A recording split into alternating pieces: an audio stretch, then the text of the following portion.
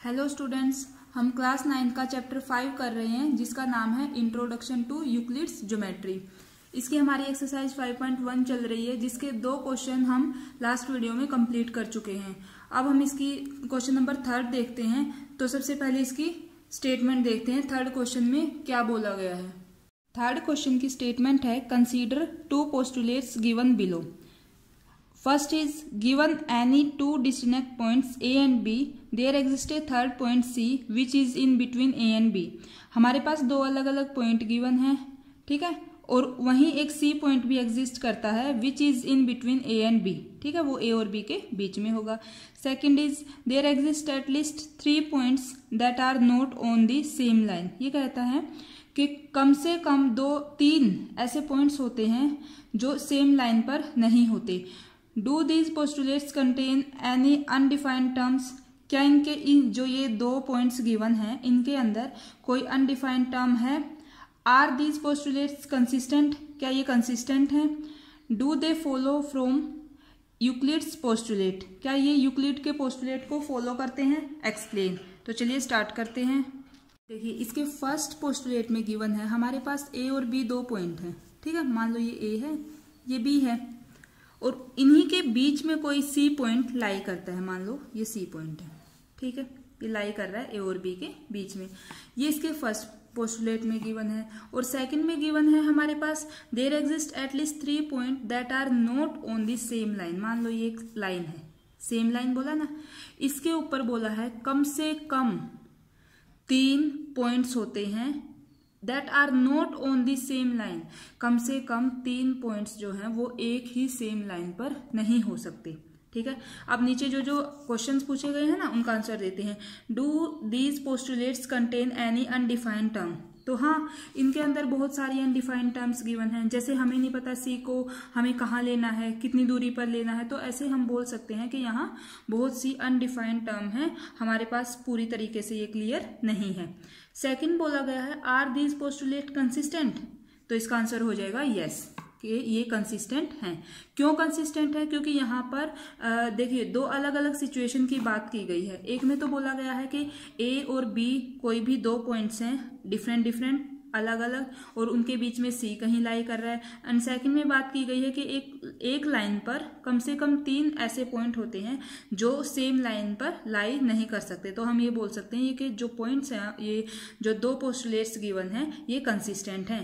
Next बोला गया है, do they follow from Euclid's postulate. Explain. क्या ये यूक्लिड के पोस्टुलेट को फॉलो करते हैं। क्या हमारे पास जब हमने यूक्लिड के पोस्टुलेट पढ़े थे उनमें से कोई ऐसा पोस्टुलेट पढ़ा था हमने? तो नहीं, ठीक है ना। तो जो हमारा आंसर है वो हो जाएगा no, they do not follow Euclid's postulate, ठीक है। हम लिखेंगे no, they do not follow Euclid's postulates, ठीक है। हाउएवर, लेकिन ये एक्सियोम को फॉलो कर सकते हैं। कैसे? एक एक्सियोम था, एक्सियोम 5.1, ये given 2 distinct points, there is a unique line that passes through them, ठीक है। यहाँ भी 2 डिस्टिंक्ट पॉइंट्स की बात की गई है ना। और यहाँ जो हमारा क्वेश्चन था उसमें भी 2 डिस्टिंक्ट पॉइंट्स की बात की गई है जिनके बीच में कोई C पॉइंट अलग से लाई करता है। तो हम ये बोल सकते हैं कि जो ये पोस्टुलेट्स गिवन है क्वेश्चन नंबर 3 में, ये यूक्लिड के पोस्टुलेट्स को फॉलो नहीं करते, लेकिन ये एक्सियोम को फॉलो करते हैं, ठीक है। एग्जाम पॉइंट ऑफ व्यू से ये क्वेश्चन जो है इतना इम्पोर्टेंट नहीं है, फिर भी आपको करना जरूरी है। ये हमारा क्वेश्चन नंबर 3 कंप्लीट होता है। अब करते हैं क्वेश्चन नंबर 4। 4th क्वेश्चन की स्टेटमेंट है, if a point C lies between 2 points A and B such that AC is equal to BC। कोई पॉइंट C है वो A और B के बीच में इस तरह से लाई करता है कि जो AC है वो इक्वल है BC के। Then prove that AC is equal to half of AB। Explain by drawing the figure. हमें प्रूव करना है AC वो AB का हाफ होगा और हमें इसकी फिगर भी ड्रॉ करनी है। तो चलिए स्टार्ट करते हैं। देखिए हमने फिगर बना ली है। दो पॉइंट्स थे ए और बी, इनके बीच में सी पॉइंट लाई करता है। इस तरीके से जो ये ए सी है वो इक्वल है बी सी के, ये हमारे पास गिवन था। हमें प्रूव क्या करना है, ए सी जो ए सी है वो इस पूरी का हाफ होगा, हाफ ऑफ ए बी। तो चलिए शुरू करते हैं। देखो ए बी है, ए बी लाइन है, इसको मैं क्या लिख सकती हूँ, ये पूरी लाइन इन दो टुकड़ों के को जोड़ने से बनी है ना। एक टुकड़ा है A C and second is B C. तो अगर मैं ए सी और बी सी को जोड़ देती हूं तो मेरे पास क्या बन गई, ए बी। यही हमने यहां लिखा है। अब यहां देखो आप, ए सी तो बी सी के इक्वल है, तो मैं इस बी सी की जगह, ये तो ए सी सेम है, प्लस बी सी की जगह मैं ए सी भी तो लिख सकती हूँ क्योंकि दोनों इक्वल थे आपस में, है ना। मान लो ये इक्वेशन 1 है, इसका हमने यूज किया है, इधर ए बी था इक्वल टू, हम यहां लिख सकते हैं यूजिंग इक्वेशन 1। ओके, अब देखो ए बी, एक ए सी क्या हो गया हमारा, ट्वाइस ऑफ ए सी। ठीक है, अब ये जो 2 है ए सी के साथ मल्टीप्लाई में है, इक्वल से इधर लेके जाएंगे तो क्या होगा, डिवाइड में आ जाएगा ना ए सी। यही तो हमें प्रूव करना था कि ए सी जो है वो हाफ है किसका, ए बी का। हो गया ना, लास्ट में लिखेंगे hence proved. Okay, I hope आपको क्वेश्चन समझ में आ गया होगा। अब देखते हैं 5th क्वेश्चन की statement. In question 4 point C is called a mid point of the line segment A B. जो हमारा क्वेश्चन 4 है उसी में जो पॉइंट सी था ना, उसको वो बोला जाएगा mid point of the line segment A B का मिड पॉइंट यानी कि बीच का पॉइंट। ठीक है, prove that every line segment has one and only one mid point. तो हमें ये प्रूव करना है कि अगर कोई एक लाइन सेगमेंट है तो उसका सिर्फ और सिर्फ एक ही मिड पॉइंट होता है। हमें जो 4th क्वेश्चन है उसी की फिगर को इस क्वेश्चन में यूज करना है। देखिए 4th क्वेश्चन में भी हमारी यही फिगर थी। यहां से बोला गया है कि जो C है ना, C is mid point of line segment A B. Mid point का मतलब क्या होता है कि ये बीच का है, मतलब इतना हिस्सा और इतना हिस्सा दोनों आपस में इक्वल है, ए सी इक्वल है बी सी के, इसका मतलब यही होता है। ठीक है, या फिर हम ये बोल सकते हैं जो ए सी है वो हाफ हो जाता है किसका, पूरी का, ए बी का। सिमिलरली हम ये भी बोल सकते हैं बी सी जो है वो भी हाफ है किसका, वो भी हाफ हो जाएगा ए बी का, क्योंकि जो सी है वो तो इसका मिड पॉइंट है ना, यानी कि ये और ये डिस्टेंस तो दोनों सेम ही है। तो मिड पॉइंट से हमारे ये 3 रिजल्ट निकल कर आ जाते हैं। ठीक है, अब हमें प्रूव क्या करना है कि अगर कोई भी लाइन सेगमेंट है उसका सिर्फ और सिर्फ एक ही मिड पॉइंट होता है। हम इसका, जब हमें ऐसा कुछ प्रूव करना होता है तो हम उसका उल्टा मानकर चलते हैं। जैसे इसने बोला सिर्फ एक मिड पॉइंट होता है, हम मान लेते हैं एक और मिड पॉइंट हो सकता है, उसका नाम मैंने मान लो ओ दे दिया, ओ भी इसका एक मिड पॉइंट हो सकता है। अगर ओ भी इसका एक मिड पॉइंट हो सकता है तो रूल तो यही रहेगा ना कि ए से ओ की डिस्टेंस और ओ से बी की वो भी सेम ही रहेगी। या फिर हम ये बोल सकते हैं जो ए ओ है वो हाफ हो जाएगा किसका, ए बी का। If O is midpoint of AB, then हम ये लिख सकते हैं AO वो हाफ होगा AB का। हो सकता है ना ऐसा कि AO या फिर BO भी ले सकते हो, आपकी मर्जी है। अब आप इस इक्वेशन को देखो, इसको देख लो या इसको देख सकते हो। ये देखो फर्स्ट इक्वेशन, मैंने इसको बोला सेकंड इक्वेशन।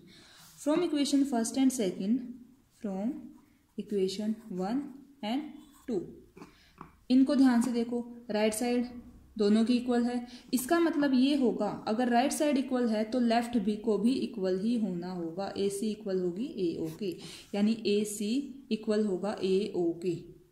इसका मतलब क्या है, ये दोनों इक्वल कब होंगे, जब ये दोनों पॉइंट एक दूसरे के ऊपर आ जाएंगे। यही तो पॉइंट सी है और यही पॉइंट ओ है, ये दूसरा पॉइंट नहीं हो सकता, यही होगा वो दूसरा पॉइंट भी, ओ भी यहीं लाई करेगा सी के ऊपर ही। अगर वो सी के ऊपर ही आ रहा है तब हमें उसको दूसरा नाम देने की क्या जरूरत है, हम डायरेक्ट यही बोल सकते हैं कि a line segment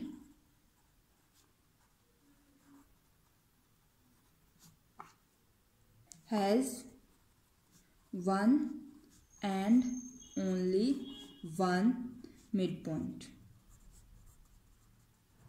hence proved. Okay, हम क्या करेंगे, जो मिड पॉइंट था सबसे पहले उसके अकॉर्डिंग क्या क्या हो पॉसिबल बातें हैं वो लिखेंगे। उसके बाद हम हमें प्रूव करना है सिर्फ एक ही मिड पॉइंट होता है। हम इसका उल्टा मानेंगे, हम मान लेंगे कि मान लो यदि एक और कोई ओ पॉइंट है वो भी इसका मिड पॉइंट होगा।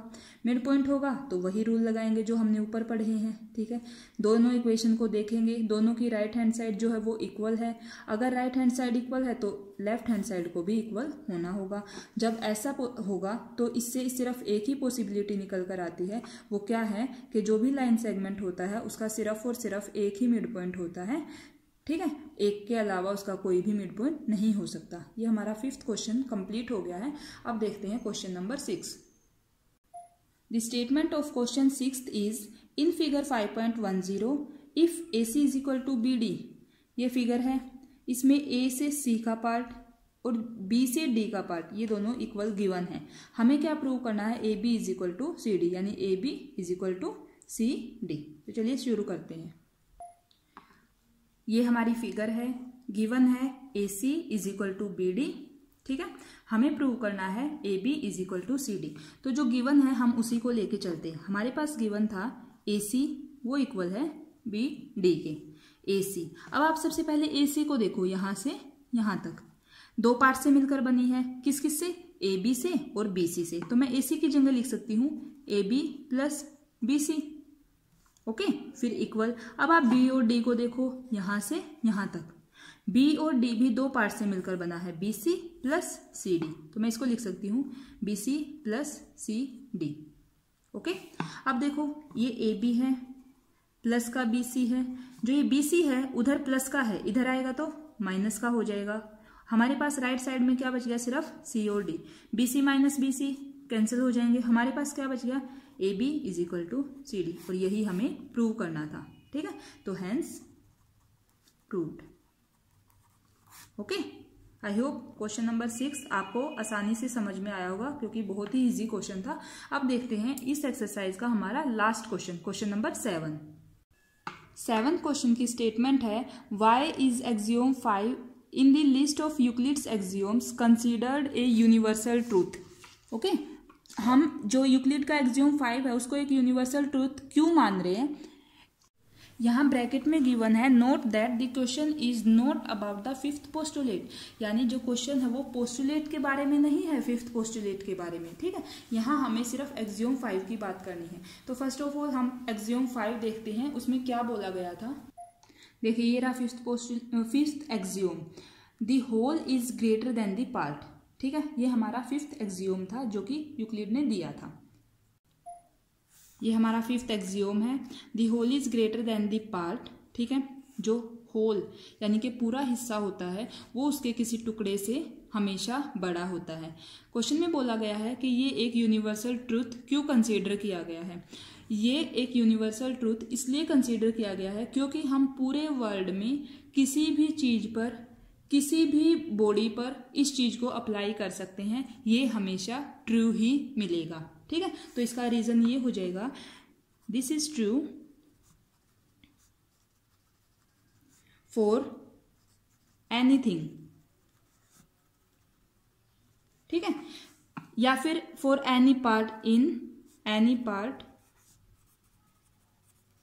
किसी भी चीज के लिए किसी भी पार्ट में। ठीक है, इन दी वर्ल्ड, पूरे के पूरे संसार में आप इस चीज को कहीं भी अप्लाई करके देखो, हमेशा किसी भी एक चीज जो पूरी चीज है उसमें से लिए गए उसके एक पार्ट से हमेशा ही बड़ी होगी। That's why this is considered as a universal truth. तो ये हमारी जो है 5.1 कंप्लीट होती है। इस चैप्टर में सिर्फ एक एक्सरसाइज और है, वो हम नेक्स्ट वीडियो में कंप्लीट करेंगे। तो स्टूडेंट्स, ये थी हमारी आज की वीडियो। अगर आपके लिए मेरी वीडियोस हेल्पफुल हैं, आपको मेरे समझाए हुए तरीके से समझ में आ रहा है, तो प्लीज़ मेरे चैनल को सब्सक्राइब करना, वीडियोस को लाइक करना और अपने फ्रेंड्स के साथ शेयर करना। Thank you.